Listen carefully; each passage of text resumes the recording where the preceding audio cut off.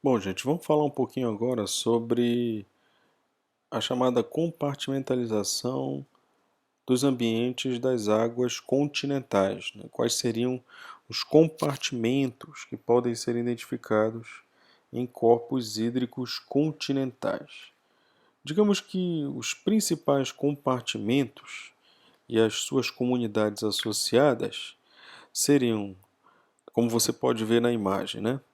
A chamada região litorânea ou ripária, a região liminética, também conhecida como pelágica, a região bentônica e a chamada interface água e ar, certo? Então, esses seriam os principais compartimentos de um corpo hídrico padrão, um lago, né? Um lago padrão em um ambiente continental. Vale ressaltar que essa classificação, como a maioria das classificações, tá, gente, em limnologia, ela tem apenas um caráter didático, tá? Então, é uma forma de tentar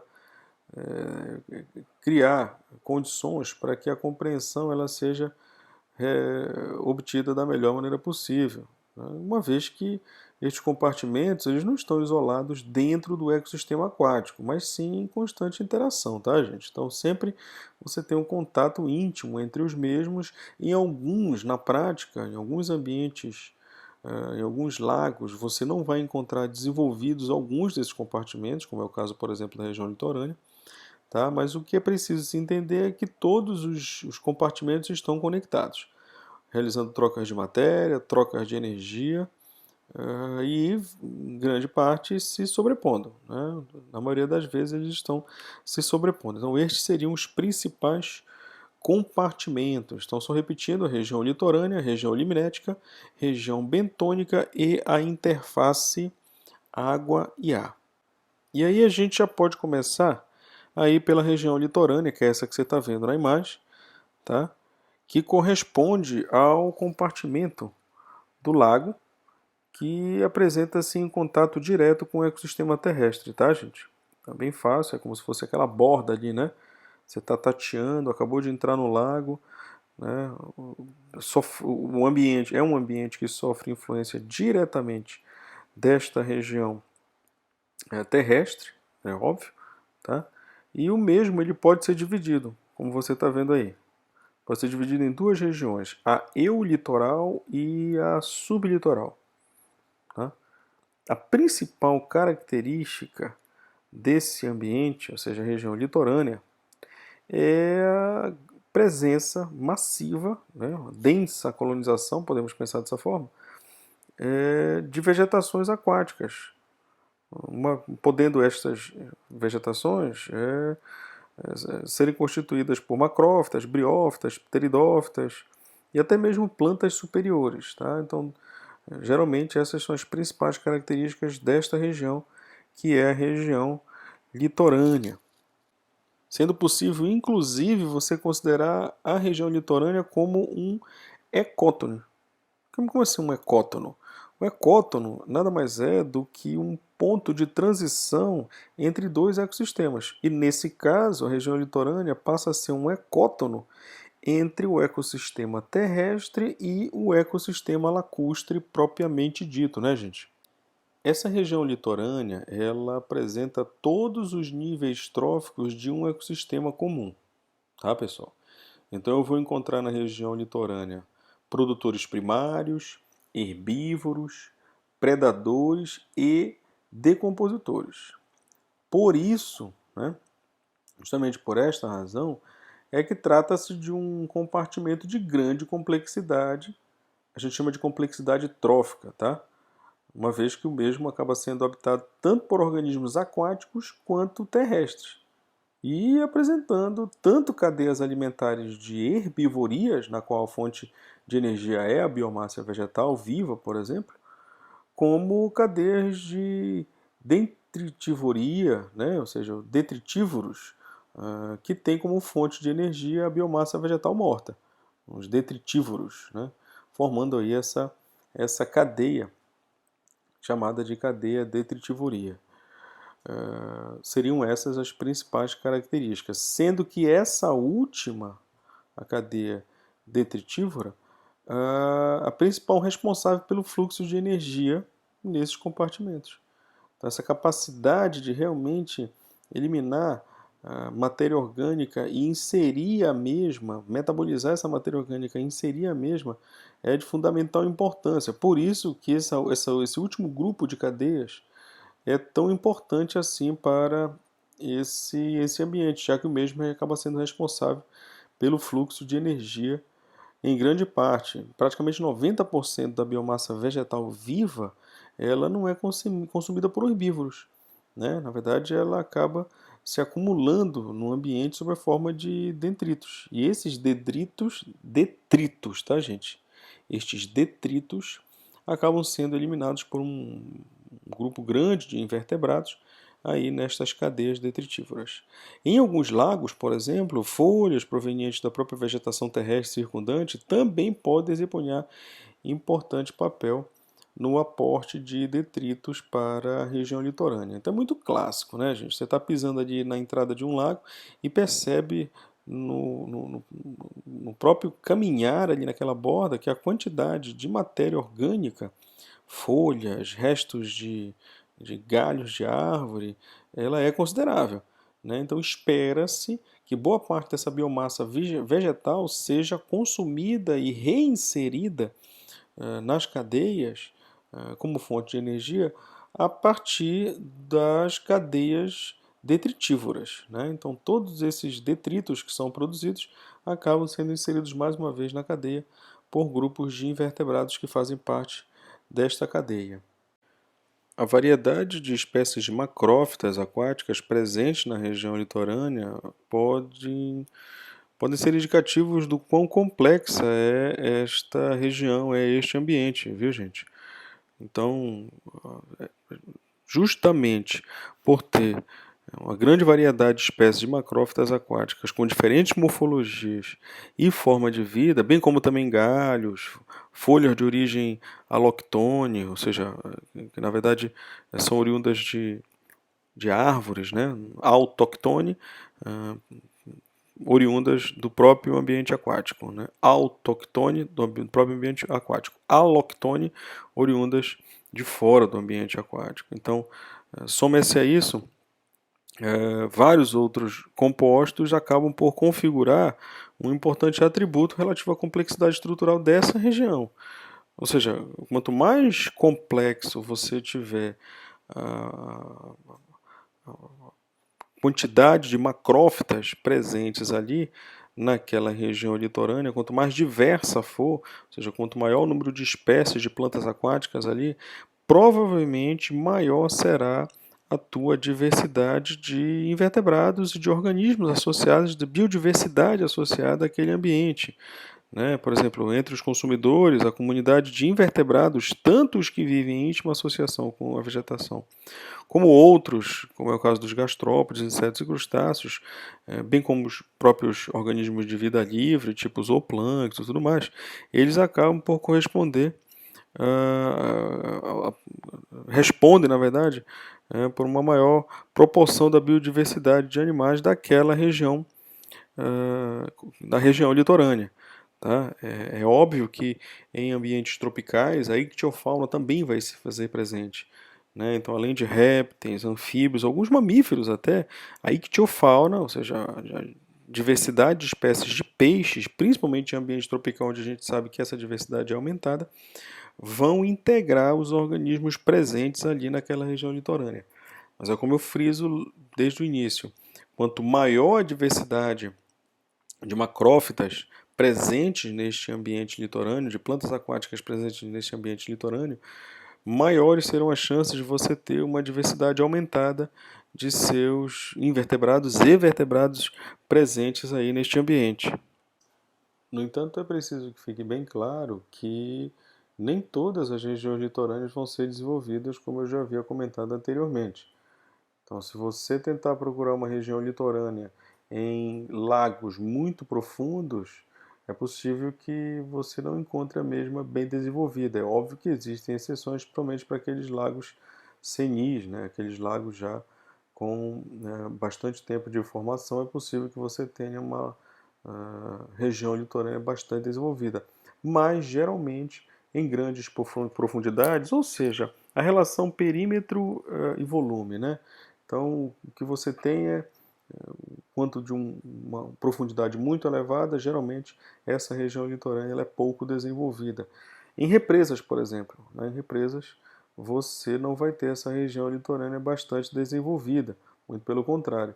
Você mal entrou e já está afundando nesse corpo hídrico. Na região amazônica, por conta de muitos dos nossos corpos hídricos na forma de lagos serem inclusive classificados como lagoas, então boa parte da coluna d'água é iluminada, geralmente a luz ela consegue penetrar na coluna d'água e atingir inclusive o leito desses corpos hídricos, vai até o assoalho, né, do mesmo, você acaba tendo uma região litorânea bastante desenvolvida. É muito comum em rios, em lagos amazônicos, você ter a região litorânea bastante desenvolvida.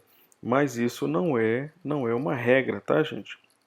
Não é uma regra. É bom que fique bem claro que, vez por outra, estas regiões elas acabam não sendo bem desenvolvidas. E precisa, né, gente? Eu preciso, para que ela seja desenvolvida, eu preciso, por exemplo, dar condições para que as macrófitas submersas possam se desenvolver. Se você parar para observar, aí nesse esquema que nós temos, a região litorânea sendo dividida em eulitoral e sublitoral, a principal característica da sublitoral é a presença de macrófitas submersas. Só que para essas macrófitas submersas se desenvolver, eu preciso que a luz penetre até as partes mais profundas desta região litorânea. Do contrário, não tenho como tê-las desenvolvidas. Então, seria mais ou menos esse o critério necessário para o desenvolvimento dessa região litorânea, que em alguns corpos hídricos eu vou encontrar, em alguns lagos eu vou encontrar, e em outros lagos não encontrarei. Bom, gente, uma outra região que nós teríamos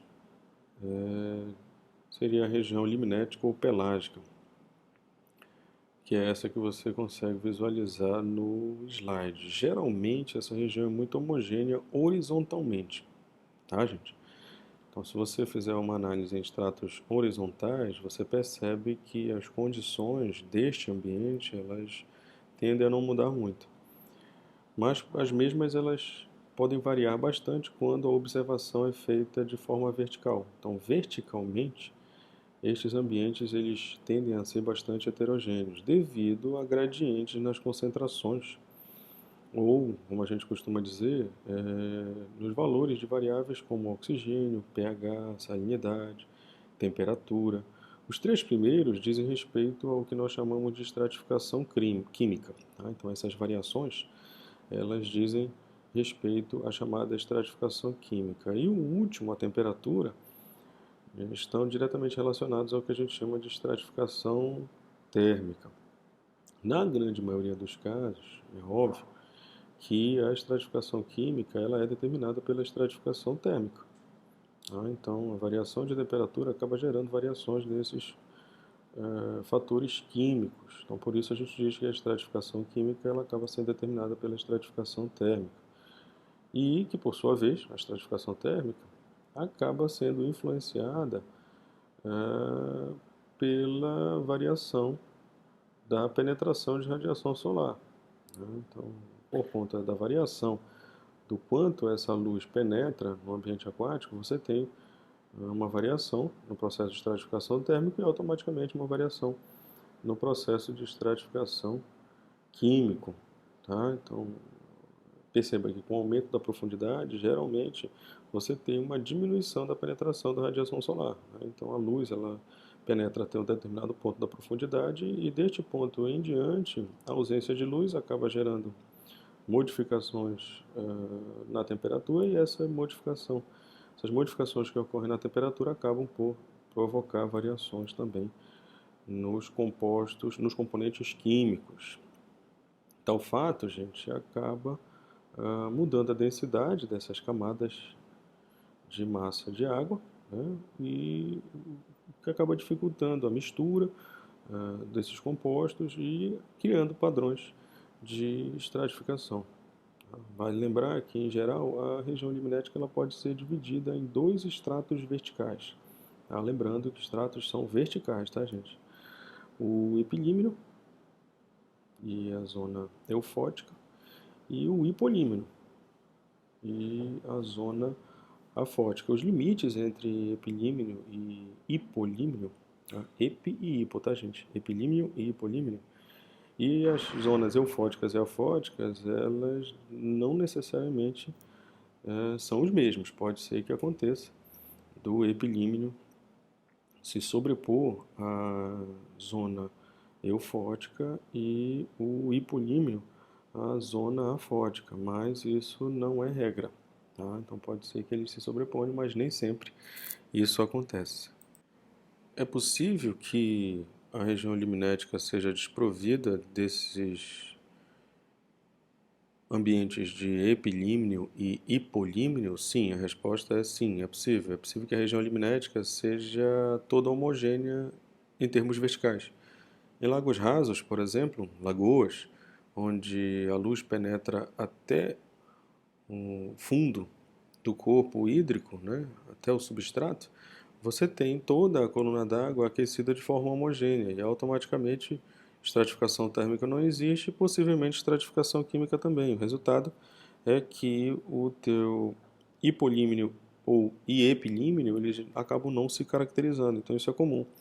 Tá? O limite, o que define o limite entre epilímnio e hipolímnio é a diferença na densidade das massas de água, tá, gente? Pode ser causada por diferenças de temperatura, bem como também de salinidade presente nesse ambiente aquático. O limite entre estes dois estratos, na verdade, ele é conhecido. É possível que estes limites eles estejam, como já fora comentado, associado à penetração ou não da luz, né? E aí o que acontece é que até onde a luz ela penetra, nós temos a caracterização da chamada zona eufótica, né? A camada de água vertical determinada pela penetração de luz e capaz de manter o que a gente chama de produção primária líquida, né? Produção primária líquida que é a realização do processo de fotossíntese pelos organismos autótrofos. Abaixo dessa zona eufótica, nós teríamos a região ou zona afótica, onde você não tem mais a presença da luz, né? É bem fácil identificar isso no slide, na imagem. Na imagem você tem aí a zona eufótica, e aí abaixo da zona eufótica a zona afótica. E entre elas eu tenho um chamado ponto de compensação. Não sei se vocês estão conseguindo ver ponto de compensação da própria fotossíntese, onde a produção primária é igual à respiração. Ou seja, abaixo disso, respira-se mais do que produz-se, né? E acima disso, produz-se mais do que respira-se. O resultado é que o ponto de interseção entre os dois é onde a quantidade de produção primária, ou seja, os produtos oriundos da fotossíntese, acaba sendo igual à quantidade do que é consumido através da respiração. Mais uma vez, abaixo desse ponto, nós caracterizamos a chamada zona afótica, como você pode ver na imagem, onde você tem, obviamente, basicamente um metabolismo sendo exercido pelos organismos heterotróficos. Vale ressaltar, tá, gente, que a extensão da zona eufótica ela é determinada não só pela profundidade do ambiente, mas também pela transparência da água, porque em algumas situações é possível que você tenha uma lagoa onde a profundidade variando de 1 metro e meio, por exemplo, ela seria facilmente penetrada pela luz, deixando toda a coluna d'água homogênea em termos de temperatura. No entanto, é possível que por conta da ausência de uma transparência considerável, você acabe tendo ambientes estratificados. Não é muito comum, mas é possível, justamente por conta da luz não conseguir penetrar até o fundo do corpo hídrico, até o substrato do mesmo, fazendo com que a coluna não aqueça por completo, né? Novamente, ecossistemas rasos podem apresentar toda a coluna d'água representada pela zona eufótica. Não pode esquecer isso, tá, gente? Esse é um ponto extremamente importante. Já as comunidades características da região liminética, gente, são o plâncton e o nécton, tá? A diferença básica entre os mesmos está associada às dimensões, então os plânctons eles são organismos diminutos, tá? De tamanho reduzido e geralmente desprovidos de estrutura de natação. Quando existem, não são tão expressivas, dando-lhes apenas uma capacidade de movimentação restrita, né? Então, alguns invertebrados que fazem parte do zooplâncton, eles até conseguem se movimentar, mas realizam migrações muito restritas, tá? Então, geralmente migrações verticais por conta de variação de características físico-químicas na água e assim por diante.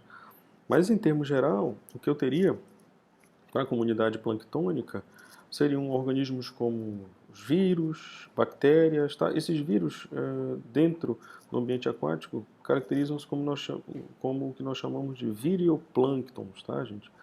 E as bactérias, o bacterioplâncton. Além disso, nós teremos algas, tanto as algas unicelulares quanto as algas pluricelulares, aí representadas especificamente pelo fitoplâncton, tá, gente? As algas.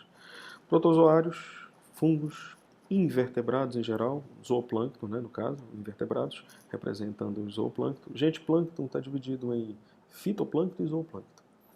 Fitoplâncton seriam as algas unicelulares, né, pluricelulares, e os zooplâncton representado principalmente por invertebrados, né? Então você tem aí larvas de artrópodes, larvas de moluscos, então representando aí um zooplâncton, que se caracterizam, né, tanto o zooplâncton quanto o fitoplâncton, pela capacidade de flutuar na água, são levados ao sabor da água, mesmo quando dotados de estruturas de locomoção, tá, gente?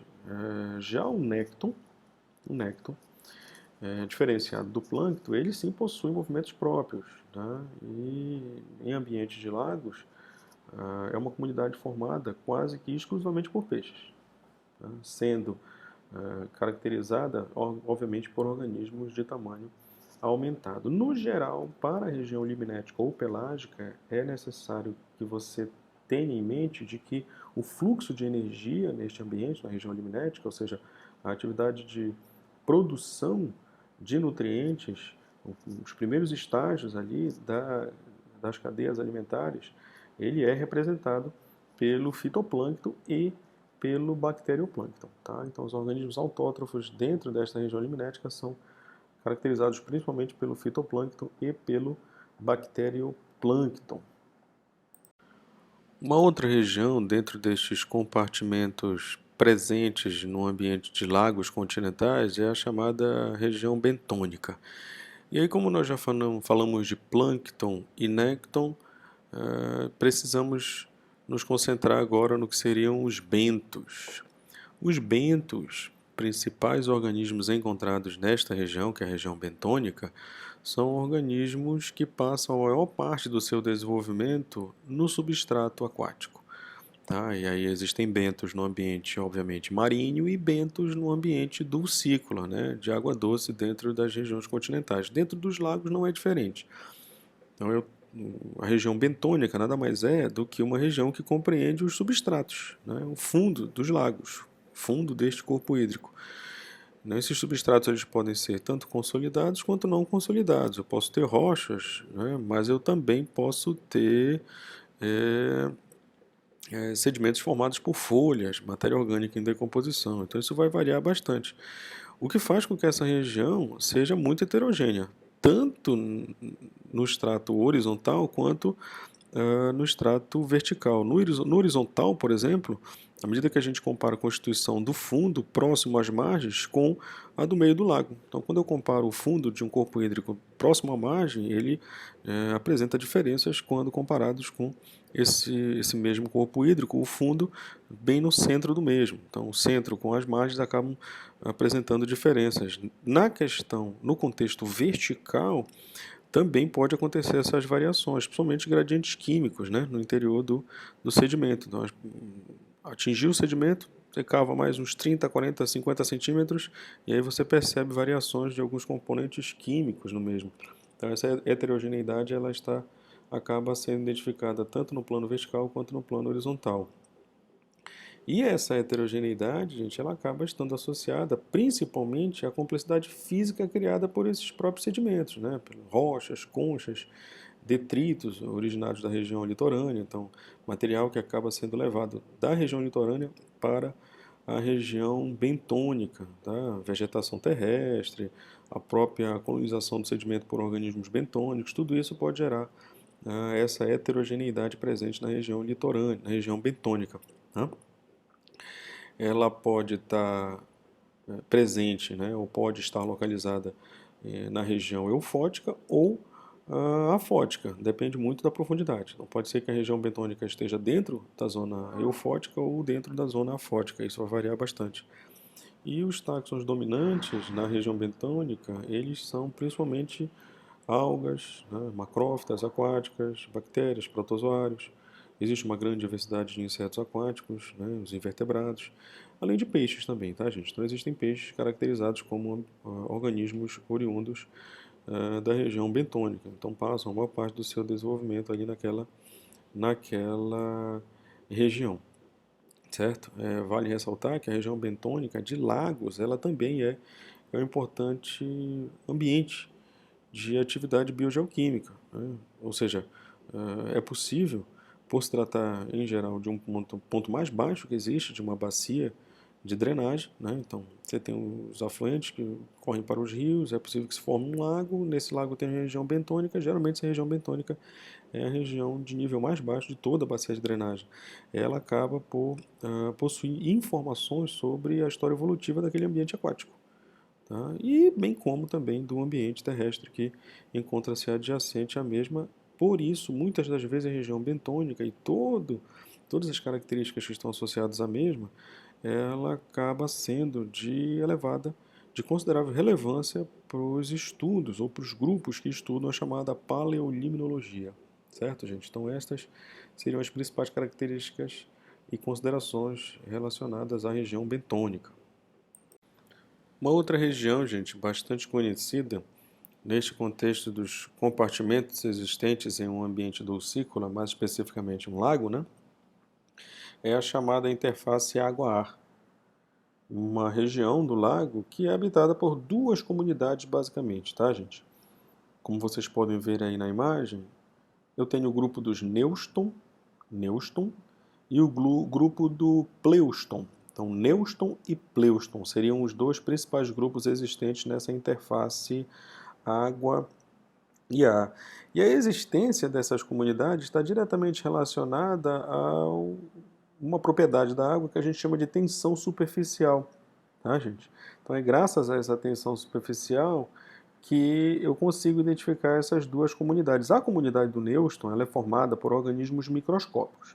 Então eu tenho para os Neustons exemplos de bactérias, fungos e algas. Tá?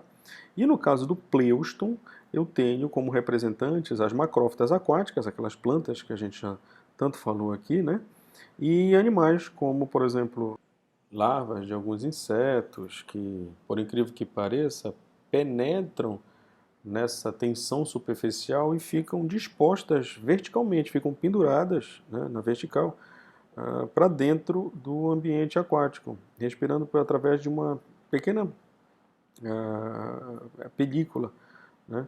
E outros, vários outros que, como a gente costuma dizer, caminham sobre a água, né, utilizando dessa tensão superficial, como alguns organismos do grupo dos coleópteras, hemípteras e assim por diante, todos caracterizados por andar sobre a película, né, dessa interface água e ar. E aí, por fim, é interessante que você entenda a importância do acoplamento entre os compartimentos aquáticos de um determinado corpo hídrico, mais especificamente um lago. Tá? Então é necessário que você perceba que esta divisão em região liminética, região litorânea, região bentônica ou interface água e ar, essa organização ela é puramente didática, quando na verdade o que existe é realmente um contato íntimo entre todas essas regiões. Então, a limnologia ela tem historicamente estudado esses ambientes separadamente. No entanto, o que a gente percebe é que recentemente tem se dado muito ênfase a estudos que relacionam as interações entre esses hábitats. Por exemplo, muito se observa quando da necessidade de movimentação de sedimentos em ambientes como o que acontece em algumas lagoas costeiras. Então, por várias vezes já se percebeu que após a retirada de uma certa quantidade de sedimento para que aquela lagoa entrasse em contato com o mar e o mar gerasse uma certa renovação naquela lagoa costeira, diminuindo assim o processo de eutrofização, quando do fechamento a posteriori da lagoa, você percebia que em um pequeno espaço de tempo, um curto espaço de tempo, a eutrofização se apresentava como um fenômeno mais uma vez acontecendo na lagoa. E aí o que se tem é o aporte de fósforo oriundo do sedimento. Então, a região bentônica gerando essa variação na concentração de fósforo na coluna d'água, na região pelágica, o que obviamente acaba contextualizando esse contato íntimo entre as regiões, né? E a necessidade de um estudo muito mais holístico, um estudo mais amplo envolvendo estes contatos. Então, isso é muito comum e é extremamente necessário observar a necessidade de se dar um olhar um pouco mais cuidadoso para este acoplamento que existe, essa interação que existe entre estas regiões que na verdade não estão separadas e sim coexistindo de maneira bem íntima. Temos um outro exemplo que são os depósitos de ovos de invertebrados na região litorânea. Então, não só invertebrados, mas peixes também, né, que dentro do seu ciclo procuram a região litorânea, que obviamente é uma região de dinâmica bem menor e com maior proteção, principalmente por conta das macrófitas, para a sua prole ali na forma de ovos que posteriormente vão eclodir e vão passar a maior parte da sua vida ou na região pelágica ou na região bentônica. Então, mostrando aí mais uma vez a interação entre estes ambientes. E por fim, considerando que o acoplamento entre os diversos compartimentos aquáticos ele é extremamente afetado pelo tamanho do ambiente, sendo este, obviamente, mais intenso quanto menor for o ambiente aquático, é bom que fique bem claro isso, né? Quanto menor o ambiente, maior vai ser essa, esse processo, né? É necessário que você leve em conta o fato de que muitos dos ambientes que nós estamos analisando, os ambientes de lagos e lagoas, são de pequeno porte, o que acaba por reforçar essa ideia. Então, essa intensidade do acoplamento para esses ambientes, ela é bem mais evidente do que para ambientes de porte maior. Então, o que nós tínhamos para conversar a respeito de características do meio, essa tal compartimentalização dos ambientes aquáticos dulcícolas continentais, né, seria isso. Um abraço a todos e até a próxima.